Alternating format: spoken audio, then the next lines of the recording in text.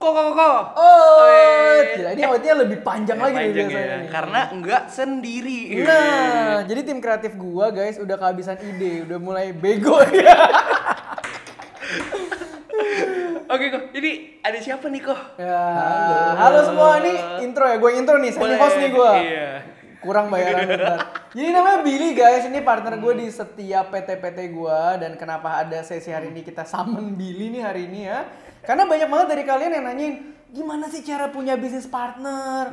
Kok banyak orang bisnis partner gitu kelihatannya jadi terus pecah gitu kan. Banyak banget yang pecah. Kalau usaha nggak jalan kompak. Kalau usaha jalan pecah. Nah, jadi gimana sih caranya pilih bisnis partner atau apa aja yang harus dipikirin gitu kan? Nah, itu yang kita mau bahas hari ini. Jadi gimana gue aja jadi host? Iya, gue mau nanya dong. Sama Om Billy dan Om Om Theo juga. Oke.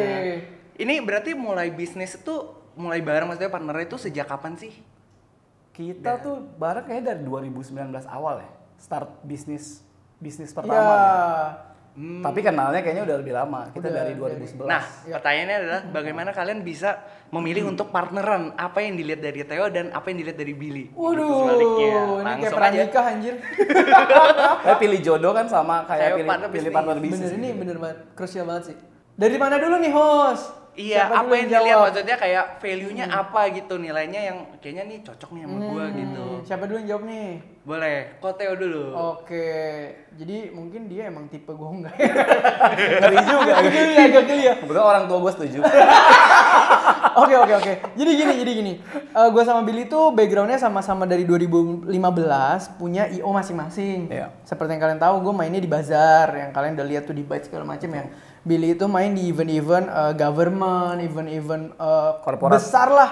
Pokoknya yang kita juga suka ngerjain banking roadshow, nah itu dari Billy. Jadi kalau nanti kalian nanya, kok Byte sekarang bazar dong? Oh enggak, nanti bulan Januari ada Byte event. Ditunggu. Kita Promosinya promo. bagus sih. Oke. Masuk. Nah, ketika akhirnya kenapa akhirnya partneran sama Billy, kita tuh udah banyak ngobrol-ngobrol ya Billy. Tukar pikiran tuh banyak lah. Setahun 2-3 kali ketemu tetap ngopi-ngopi, kecap-kecap gitu ya. Sampai pada akhirnya partneran pertama tuh dimulainya dari Coffee Meet Stocks. Coffee Meet Stocks, betul. Ya, jadi kita ngobrol-ngobrol. Nah, tapi gue singkat, long story short gitu ya, gue singkat ya biar poinnya langsung dapet.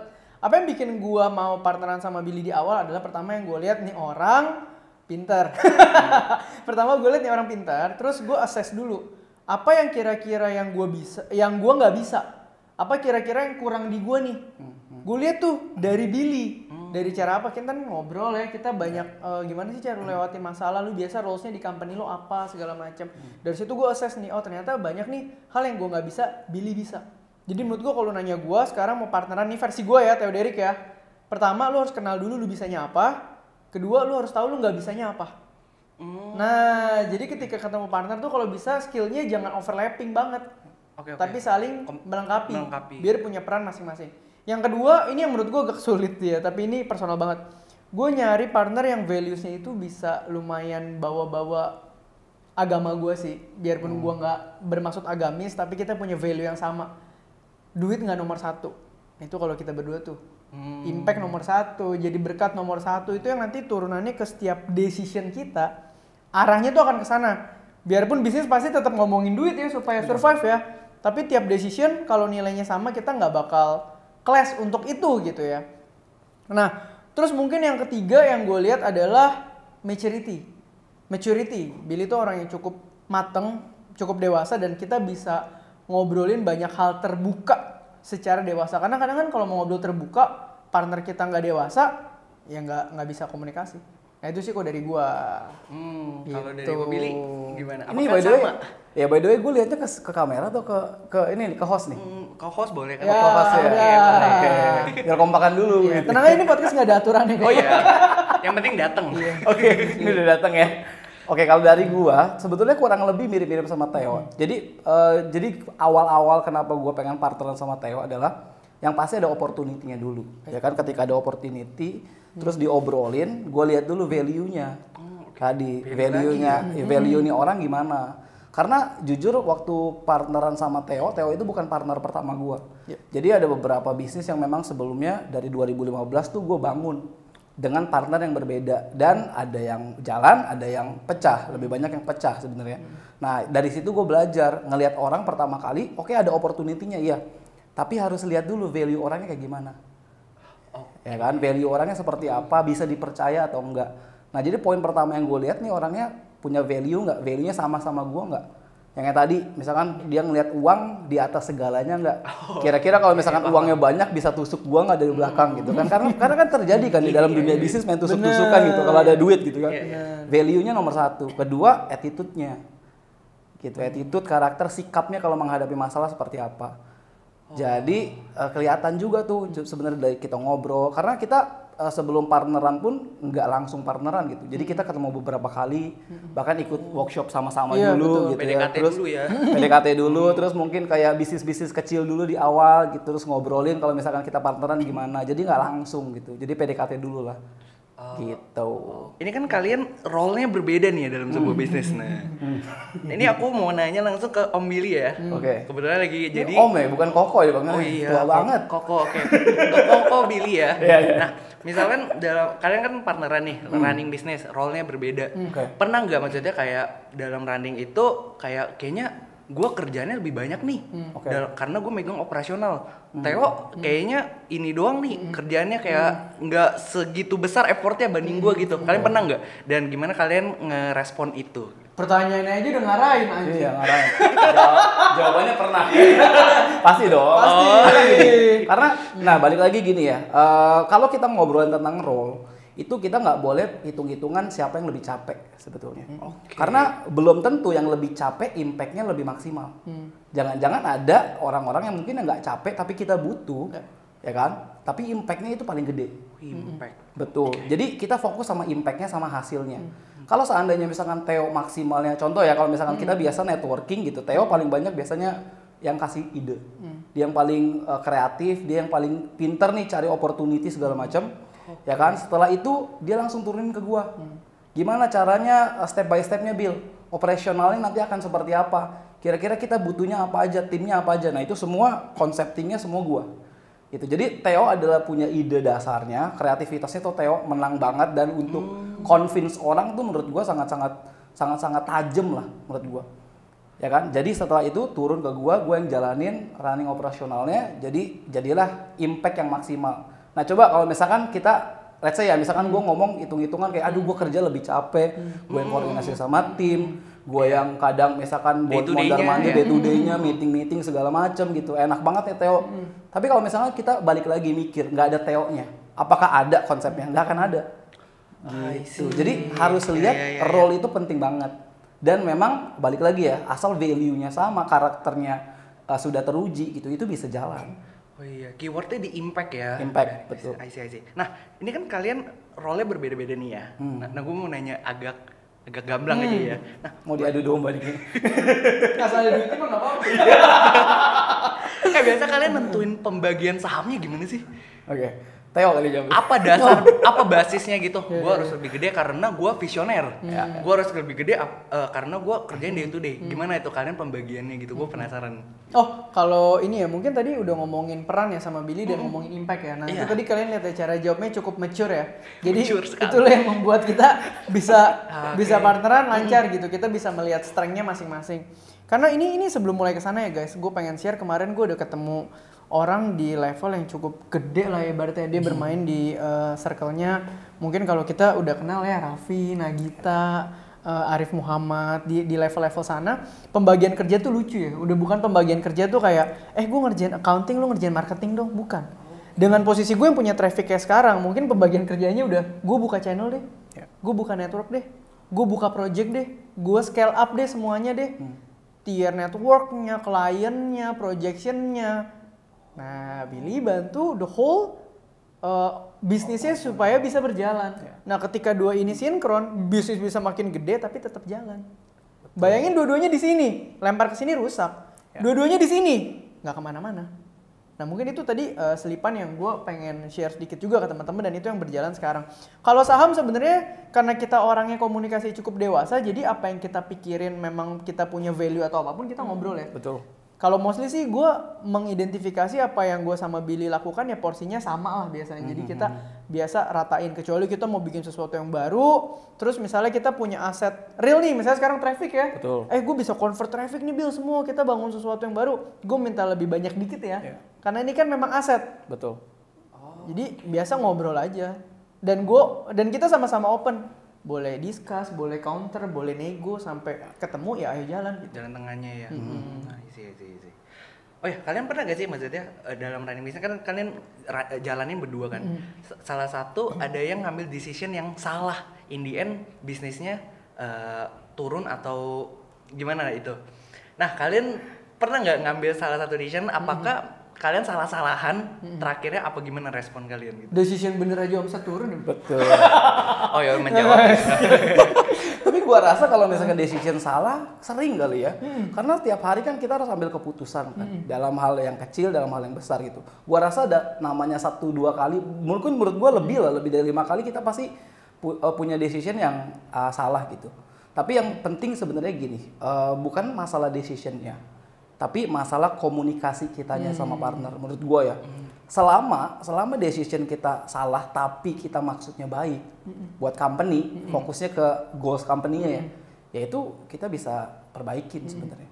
Gitu. Balik lagi ke maturity-nya ya. Betul. Sama kalau additional dari gue lebih ke solutifnya sih. Jadi yang kita mau terapin adalah gini, kita bisa salah. Misalnya kita akhirnya agree nih, your decision deh jalan. Yeah. Ketika jadi dan shit happen, kita bukan ngurusin kayak gara-gara lu nih jadi begini. Yes. Enggak, kita take out itunya. Oke. Begitu masalahnya datang, yang kita obrolin apa? Gimana nih solusinya ya? Enaknya gimana ya? Jadi yang kita buang itu adalah ketika kita udah agree sama something, kita udah nggak bakal mundur lagi gitu. Udah jangan bahas itunya. Ketika emang salah, ya udah yang kita bahas apa nih corrective actionnya. Betul. Egonya dibuang. Egonya dibuang. Solutif gitu. Kalau nggak bisa jalan lama. I see. Paham. Oh ya, kan sekarang kalian partner di beberapa bisnis kan. Ini agak personal ya nggak apa-apa ya. Nah, misalkan ada opportunity yang datang ke salah satu dari kalian. Nah, kalau kalian sikat sendiri, cuannya akan lebih banyak nih. Nah, gimana kalian ngerespon itu? Apa diskusi dulu atau gimana? Aku mau nanya ke Om Theo dulu. Oke. Ya menurut gue tiap orang, tiap tahun akan punya momentum dan opportunity yang beda ya. Kalau buat gue pribadi kayak personal brand gue sendiri kan itu gue untuk personal brand gue kan gue jalan sendiri gitu loh. Tapi ya gue tetap ngomong fair sama Billy. Tapi on the other side, apa yang gue bisa bawa dari sini dan memang secara fair gue butuh Billy, gue ajak lagi. Gitu loh. Jadi dengan apa yang gue punya sekarang gitu ya, network semua, ada opportunity nih. Dan memang secara profesional gamblangnya gue butuh Billy. Ya gue pasti ajak Billy gitu loh. Dan dibayar gitu. Iya. Dan maksudnya ya memang realistis gitu maksud gue. Gitu loh. Kayak gitu sih menurut gue, karena orang bisa berubah kapan aja gitu momentumnya. Jadi nggak bisa dipatok. Betul. Gitu. Jadi gue tambahin dikit kali ya. Jadi kalau seandainya ada opportunity dan memang misalkan skillnya Theo sendiri nih, ya memang bisa. Gue bisa kan memang bukan di bidang itu gitu. Ya itu nggak ada masalah. Tapi yang penting mungkin kalau gue ya biasa gue sama Theo biasa selalu komunikasi. Ada opportunity apapun, project apapun, bahkan kalau misalnya kita lagi ketemu orang yang seru banget, kita bisa ngobrol gitu. Gitu. Jadi kayak bener apa ya, bisa dibilang ya kita tuh di posisi yang apa ya, partner bisnis iya, temen ngobrol juga iya, sahabat juga iya gitu. Jadi apapun yang terjadi, apapun yang seru, insight apapun yang misalkan gue lagi meeting sama orang yang berbeda gitu di luar Theo gitu ya, gue meeting berdua, insight yang bagus, gue sampein ke Theo, opportunity yang ada, jangan-jangan kita bisa masuk nih Teh. Jadi selalu komunikasi. Oh, gitu. Kalian udah di level itu ya? Iya. Soalnya kalau partneran, tapi misalnya yang satu ketemu orang terus, belajar terus, nggak di-share apa-apa gitu. Tiba-tiba yang ke satu di kantor terus, ke outgrow. Ini problem lagi. Problem ya. Yang ini bisa ngelihat ke sana, yang ini nggak bisa lihat. Oh bener juga, iya. Clash. Makanya kita berusaha bikin growth-nya bareng gitu. Oke. Gitu. Paham. Oke, pertanyaan terakhir ya. Aku mau nanya, ini zoom out lagi ya. Dalam sebuah bisnis tuh orang-orang partneran tuh harus ada karakter apa aja sih? Maksudnya karakter yang mungkin jago di bidangnya atau jago yang di bisnisnya. Jadi orang partneran tuh harus ada apa aja sih role-nya dalam sebuah bisnis gitu agar bisnis itu jalan menurut kalian? Oke, gue dulu deh ya. Ya, boleh, nanti kalau gua lengkapin. menurut gua ini dari apa yang gue jalanin, yang pertama itu Kalau kita ngomong partner 3 dulu deh, nggak 2 ya. Kalau 3 nih misalnya. Oke. Satu, kita butuh orang idealisnya. Ya. Artisnya. Either mau agency, either mau gue bikin pameran atau apapun, harus ada orang idealisnya. Kenapa? Ini yang ngotot kualitinya mau semana nih. Oh, oke. Bodoh amat duitnya, gue mau kualitinya segini, jangan turun. Nah itu bisa nahan standarnya kita punya produk atau services tuh. Betul. Yang kedua, harus ada orang bisnisnya. Ini biasanya yang clash sama orang idealis tadi nih. Lu kok segitu nggak cuan? Kita harus cari tengahnya nih, jadi tetap bagus tapi cuan. Itu orang bisnisnya. Ini berdua sebenarnya udah saling melengkapi banget nih. Nah, yang ketiga ini sebenarnya harus ada orang operasionalnya, manajernya. Harus ada yang manajerialnya bagus. Yang bisa nurunin bisnis sama idealistik tadi, di-apply ke the whole company gitu. Kalau masalah spokesperson atau apa itu kan tiap orang punya kemampuan komunikasi yang beda-beda ya. Jadi kalau sepaket ya hoki lah. Tapi kalau esensinya menurut gue tuh 3 itu. Tapi coba Billy bisa nambahin. Ya mungkin kalau tadi Theo ngobrolin dari sisi role ya. Kalau mungkin kalau gue dari sisi personality-nya. Kalau menurut gue itu kalau misalkan pilih partner, ini balik lagi nih versinya gue ya. Yaitu tadi satu value. Karena value itu yang menentukan sebenarnya seberapa punya integritas seseorang. Ya kan, integritas ujung-ujungnya apa? Seberapa bisa dipercaya sama seseorang. Seberapa orang itu bisa dipercaya gitu. Ya kayak seandainya misalkan gue nggak percaya Theo nggak percaya gue, ya bisnis kita nggak akan ada yang jalan. Ya itu saling percaya itu nomor 1. Makanya value itu sangat amat penting. Yang kedua skill. Jadi skill itu nomor 2 gitu. Jadi kalau misalkan dia cuma punya value tapi nggak punya skill, ya ngapain jadi partner bisnis? Jadi karyawan aja. Betul. Jadi mendingan ya lu cari orang-orang lain gitu. Ya memang punya skill, karena skill ini dibutuhkan juga. Jadi value, skill, yang selanjutnya mungkin attitude gitu ya.